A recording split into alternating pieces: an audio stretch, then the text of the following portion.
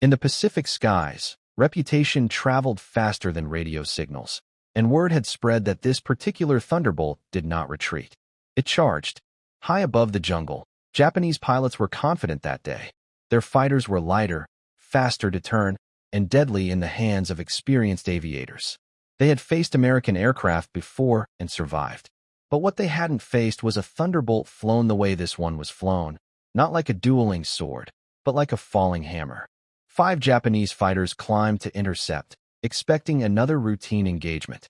Instead, they flew directly into a lesson written in fire, steel, and minutes of pure chaos. The P-47 was never meant to be graceful.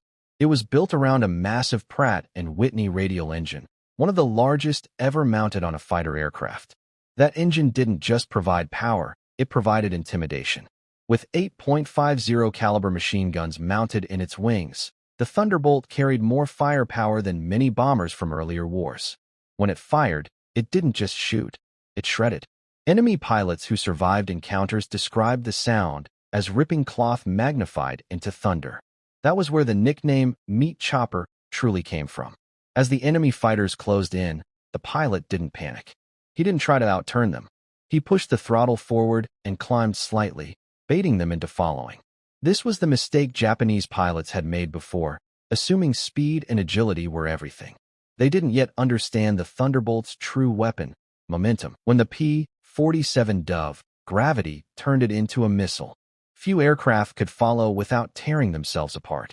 The first Japanese fighter came in from above, confident and aggressive. The Thunderbolt rolled, just enough. 8 machine guns erupted at once. In less than 2 seconds, the sky filled with metal.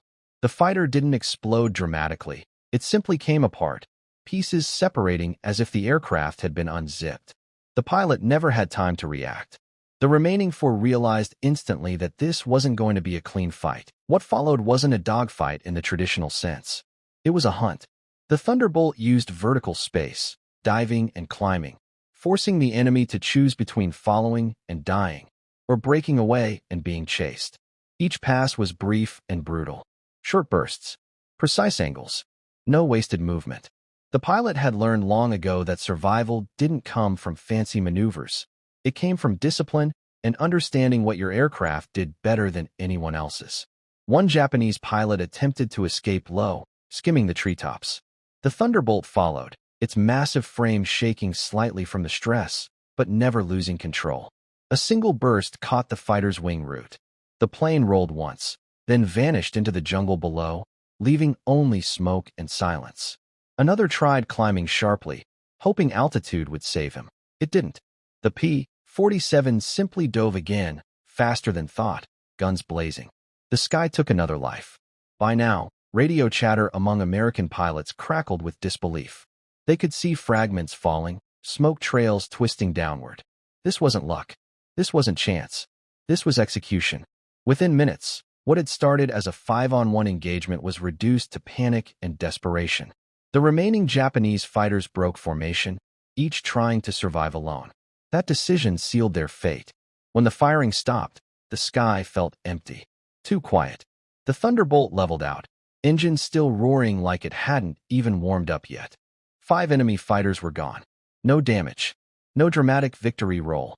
Just another mission completed. Back at base, no one cheered. They simply nodded. The nickname, Meat Chopper, wasn't funny anymore. It was accurate. But this moment didn't come from nowhere. It was the result of years of combat experience, brutal training, and lessons paid for in blood. The pilot hadn't always been fearless. Early in the war, he had seen friends die in flames, had watched lighter aircraft crumble under enemy fire. He learned to trust armor, to trust speed in a dive, and to never fight the enemy's fight. The Thunderbolt taught him patience, timing, when to strike, and when to wait. Japanese intelligence reports would later mention encounters with unusually aggressive American Thunderbolts, noting their inability to bring them down with standard tactics. Some pilots refused to engage them head-on after witnessing what the guns could do. Fear doesn't announce itself loudly in war. It spreads quietly, from cockpit to cockpit, whispered in briefings and mess halls. That day, fear gained a name. The P-47 returned with bullet casings jammed in the wings, oil streaked along the fuselage, and the smell of cordite lingering in the air. Ground crew counted the remaining ammunition and shook their heads. Few fighters could fire that much and still fly home untouched. The Thunderbolt could. That was why pilots trusted it. That was why enemies learned to avoid it. And this was only one fight. Because the legend of the meat chopper didn't end in those minutes over the jungle. It followed the pilot across missions, across skies, across the war itself. Each encounter added another layer to the story. Another reason why enemy fighters hesitated when they saw that massive silhouette forming in the distance. In the next part, we'll go deeper into how the P-47 earned its terrifying reputation across multiple theaters, how pilots adapted it to different enemies, and why some veterans later said it wasn't the fastest or prettiest fighter of the war, but it might have been the most unforgiving. The reputation of the P-47 didn't spread because of propaganda posters or newspaper headlines. It spread the old-fashioned way, through survival. Pilots talked. Mechanics listened. Intelligence officers took notes. Enemy pilots whispered warnings. Somewhere between the Pacific jungle and the concrete runways of forward air bases, the Thunderbolt stopped being just another American fighter and became something else entirely. A presence. A threat. A machine that changed how the sky felt. What made the P-47 different wasn't just its size, though that was the first thing everyone noticed. It was massive for a single-seat fighter, almost absurdly so. New pilots joked that it looked like a flying bathtub with wings. Japanese pilots, used to sleek, lightweight designs, initially laughed when intelligence photos reached them. They assumed the Americans had sacrificed maneuverability for brute force. In a way, they were right, but they didn't understand what that brute force was meant to do. The Thunderbolt was built to survive. Thick armor plating protected the pilot. Self-sealing fuel tanks reduced the chance of fire. The radial engine, unlike liquid-cooled inline engines, could take punishment and keep running. Pilots returned with cylinders shot through, cowling shredded, control surfaces damaged, yet the engine kept roaring. Survivability changed psychology.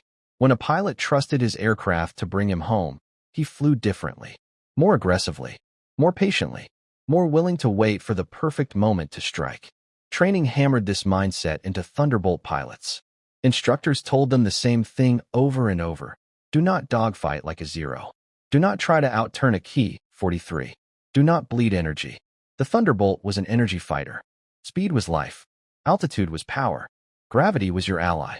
Lose those, and the P-47 became vulnerable. Respect them, and it became unstoppable. The pilot behind the meat chopper, nickname, understood this better than most. He treated altitude like money in the bank, never spending it carelessly. He climbed higher than necessary, even when fuel burned faster. Other pilots questioned it. He ignored them. Up high, the Thunderbolt was king. Its turbo supercharger gave it an edge at altitude that many Japanese fighters simply couldn't match. While enemy engines struggled for oxygen, the P-47 thrived. Engagements followed a pattern. Spot the enemy first. Climb higher. Wait. Let impatience work against them. When the dive came, it wasn't dramatic. No screaming turns. Just raw acceleration.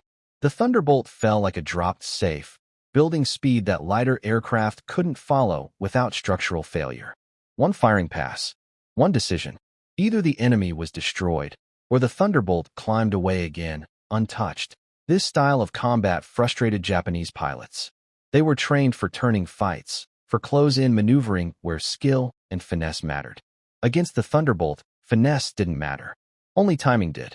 Several after-action reports from Japanese units mention American fighters that refused to engage honorably, striking only when advantage was absolute. From the American perspective, that wasn't cowardice. It was survival. As the war dragged on, the Thunderbolt's role expanded. It wasn't just a fighter anymore. It became a ground attack monster. With bombs, rockets, and those 8 machine guns, it turned supply convoys, airfields, and troop concentrations into wreckage. The nickname, Meat Chopper, followed it to the ground. Enemy soldiers learned to fear the sound of its engine approaching low and fast. Unlike dive bombers, the P-47 could strafe repeatedly, circling back with terrifying persistence. Other American pilots noticed. Flying alongside him felt safer. Not because he protected them directly, but because his presence altered enemy behavior. Japanese pilots hesitated when they spotted his aircraft. That hesitation, seconds, sometimes less, was enough. In air combat, time is everything. A single delayed reaction could mean death. There were close calls. Even the Thunderbolt wasn't invincible. Flak bursts rocked the aircraft. Tracers flashed past the canopy. Once, a burst of ground fire shattered part of the windscreen, showering the cockpit with fragments. The pilot kept flying, blood trickling into his eyes, refusing to break formation until the mission was complete. Ground crew later stared at the damage in disbelief. The aircraft looked like it shouldn't have flown at all. Japanese losses mounted.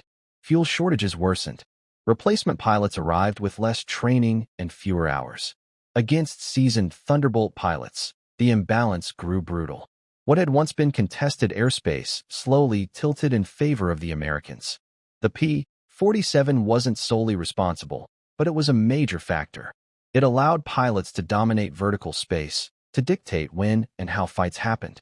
Control of the sky translated into control of the ground. The meat chopper nickname began appearing in unofficial briefings. Not in writing, never officially, but in conversation. Pilots joked about it, laughed it off. Humor was armor in wartime. But beneath the jokes was recognition. This aircraft, flown the right way, was changing outcomes. Battles were shorter. Losses were fewer. Confidence grew. There were close calls. Even the Thunderbolt wasn't invincible. Flak bursts rocked the aircraft. Tracers flashed past the canopy. Once, a burst of ground fire shattered part of the windscreen, showering the cockpit with fragments. The pilot kept flying, blood trickling into his eyes, refusing to break formation until the mission was complete. Ground crew later stared at the damage in disbelief. The aircraft looked like it shouldn't have flown at all. Stories like that spread fast. New pilots arriving at the base asked about the battered Thunderbolt parked near the far edge of the airstrip. Veterans pointed it out casually, as if it were just another machine. But their tone betrayed respect. That plane had brought its pilot home more times than logic suggested it should have. That kind of trust couldn't be manufactured. It was earned. Japanese losses mounted. Fuel shortages worsened. Replacement pilots arrived with less training and fewer hours. Against seasoned Thunderbolt pilots, the imbalance grew brutal. What had once been contested airspace slowly tilted in favor of the Americans. The P-47 wasn't solely responsible, but it was a major factor. It allowed pilots to dominate vertical space, to dictate when and how fights happened. Control of the sky translated into control of the ground. The meat chopper nickname began appearing in unofficial briefings. Not in writing, never officially, but in conversation. Pilots joked about it, laughed it off. Humor was armor in wartime. But beneath the jokes was recognition. This aircraft, flown the right way, was changing outcomes. Battles were shorter. Losses were fewer. Confidence grew. Yet confidence had a cost. Every mission increased the odds that luck would run out. The pilot knew it. Everyone did. In war, no legend is permanent. Skill delays fate. It doesn't cancel it. Each takeoff carried the quiet understanding that this might be the last. That awareness sharpened focus. It stripped away fear and left only clarity. As the war pushed closer to Japan itself, resistance stiffened. Enemy defenses thickened. Missions became more dangerous, not less. The Thunderbolt continued to fly, continued to fight, continued to earn its reputation. But something was changing. Japanese pilots adapted. New tactics emerged. The skies grew deadlier. And then came the mission that tested everything the meat chopper pilot had learned. Not against 5 fighters, but against circumstances no aircraft was designed to survive. Part 3, 50. By the time Part 3 of the story begins, the war in the Pacific had changed its tone. Early confidence on both sides was gone, burned away by months of relentless combat. What remained was calculation. Every mission was weighed against fuel, pilot fatigue, mechanical wear, and the growing understanding that the enemy was learning, slowly, painfully, but undeniably.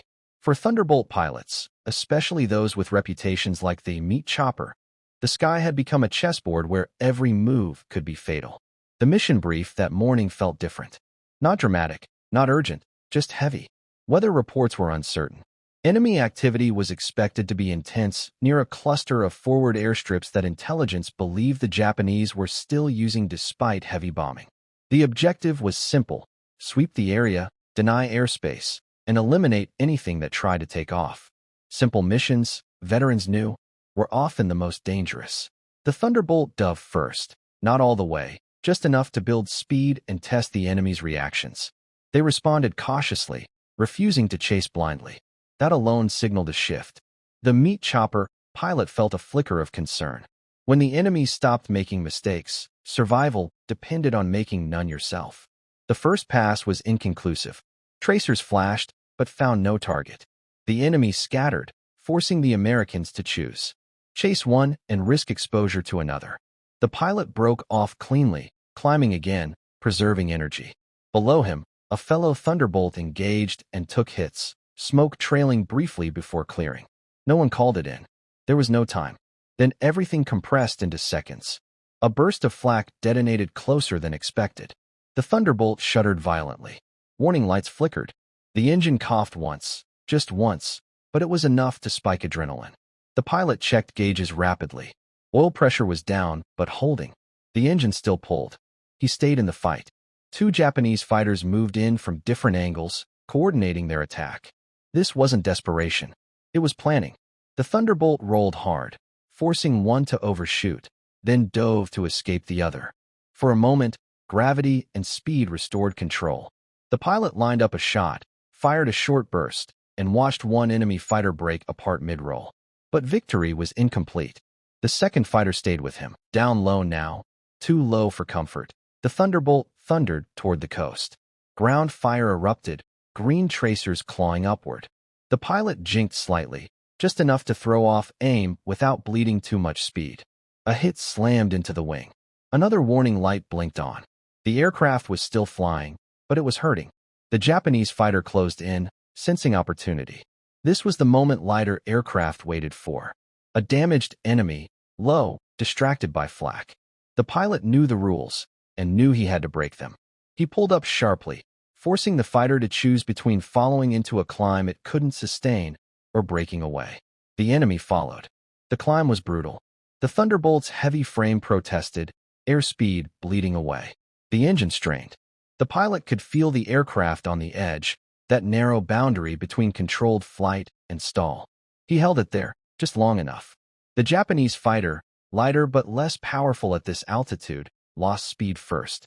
Its nose wobbled. That was enough. The Thunderbolt rolled inverted and dropped, firing as it fell. The burst was short, controlled, lethal. The enemy fighter spun away, disappearing into cloud and sea. Silence returned briefly, broken only by engine noise and breathing. The pilot realized his hands were shaking. He forced them steady. Training took over. Damage assessment. Fuel check. Radio call. He was still in the fight, but only barely. The formation regrouped at altitude. Fewer aircraft than before. Voices on the radio were tighter, clipped. No one said names. Everyone understood. They completed the sweep, driving remaining enemy fighters away without further engagement. It wasn't a victory to celebrate. It was survival measured in margins. On the flight back, the Thunderbolt felt heavier than ever. The engine temperature crept upward. The pilot adjusted mixture and throttle, coaxing rather than commanding. Every minute felt longer than the last. When the airstrip finally came into view, relief hit like a wave. The landing was rough but controlled. Tires screeched. The Thunderbolt rolled to a stop, engine finally coughing in protest. Ground crew rushed forward. As the pilot climbed out, his legs nearly gave way. Only then did the adrenaline drain. The damage was worse than expected. Flak holes peppered the wings. Hydraulic lines were scarred. One cylinder showed signs of serious damage. Mechanics shook their heads slowly. Any other aircraft, they said, would have gone down. The Thunderbolt had dragged itself home on sheer stubbornness. That night, alone in his quarters, the pilot replayed the fight over and over. Not the victories, but the mistakes. The moments where luck, not skill, had kept him alive. He understood something then that separated survivors from casualties. Reputation didn't protect you. Experience didn't make you immortal. It only gave you a slightly better chance. The meat chopper had proven itself again, but the war was tightening its grip. Enemy tactics were improving. Margins were shrinking. The next mission would be harder. They always were. And in Part 4, the final chapter, everything comes together. The legend, the cost, and what remained when the engines finally went silent. By the time the final phase of the war arrived, no one talked about glory anymore. Words like victory and honor still appeared in briefings, but among pilots, the language had shifted. They spoke about odds, about whether the engines sounded right that morning. Survival had become the unspoken objective, even when the mission said otherwise. The meat chopper pilot felt the change more than most. His name carried weight now. New arrivals recognized his aircraft before they recognized his face. Some looked at him with admiration, others with a quiet fear, as if standing too close might attract bad luck. He didn't encourage the legend. He didn't deny it either. Legends, he had learned, were just stories built on people who hadn't died yet. The missions grew longer. Escorts stretched deep into enemy territory. Fuel margins tightened. Japanese resistance became more desperate and more dangerous. Kamikaze tactics began appearing, not everywhere, not all at once, but enough to change the emotional temperature of the air. These weren't pilots trying to survive. They were pilots trying to kill at any cost. That kind of enemy was unpredictable. On one of the last major operations, the Thunderbolt launched before dawn. The sky was gray, heavy with cloud. Visibility was poor, the kind of weather that made everything feel closer and more claustrophobic. The pilot felt a familiar calm settle in. Fear still existed, but it had been compartmentalized, packed away behind routine. Contact came suddenly. No gradual buildup. Enemy fighters burst from the clouds at close range, firing immediately. The sky fractured into chaos. The Thunderbolt rolled, dove, climbed, instinct guiding every movement. There was no time to plan, only to react. One enemy aircraft came straight in, refusing to brake. The pilot recognized the intent instantly. He didn't turn away. He fired. The sky flashed. The enemy vanished in fire and debris that streaked past the Thunderbolt like rain. For a split second, the cockpit was filled with fragments and smoke. The aircraft shuddered but held together. That was the moment the pilot realized how thin the line had become. Not between victory and defeat, but between existence and absence. There was no room left for error. No buffer of luck. The war had consumed all of it. As the fight continued, American aircraft slowly gained control. Experience, coordination, and aircraft durability tilted the balance. One by one, enemy fighters fell away. Some were destroyed. Some retreated. Some never made it back. When the radio finally quieted, the silence felt unnatural. The Thunderbolt limped home again, scarred but alive. This time, the damage was deeper. The mechanics worked in near silence, replacing parts, patching holes, doing everything possible to keep the aircraft mission ready. Everyone knew the truth. Machines, like men, had limits. Not long after, the pilot received orders he hadn't expected. Rotation. His combat tour was ending. Another pilot would take over the aircraft. Another story would begin. He felt relief, and something else that surprised him. Guilt. He had survived while others hadn't. He was leaving while the war continued. On his final flight in the meat chopper, the sky was clear, almost peaceful. He flew without encountering the enemy, without firing a single round. It felt wrong, anticlimactic. Wars didn't end with climaxes. They ended with exhaustion. When he landed, he shut down the engine and sat in silence for a long moment. The roar that had defined his days faded, leaving only memory. He climbed out, patted the fuselage once, an unconscious gesture, and walked away. After the war, the Thunderbolt would be remembered as one of the most rugged fighters ever built. Historians would debate its strengths and weaknesses, compare it to sleeker aircraft, faster designs. But the pilots who flew it knew the truth. The P-47 didn't promise elegance. It promised survival, and then demanded respect. The nickname Meat Chopper wouldn't appear in official records. It lived in stories, in veterans' reunions, in quiet conversations between men who understood what it meant to face death repeatedly and keep flying anyway. 5 Japanese fighters in minutes. Dozens more across months. But the numbers were never the point.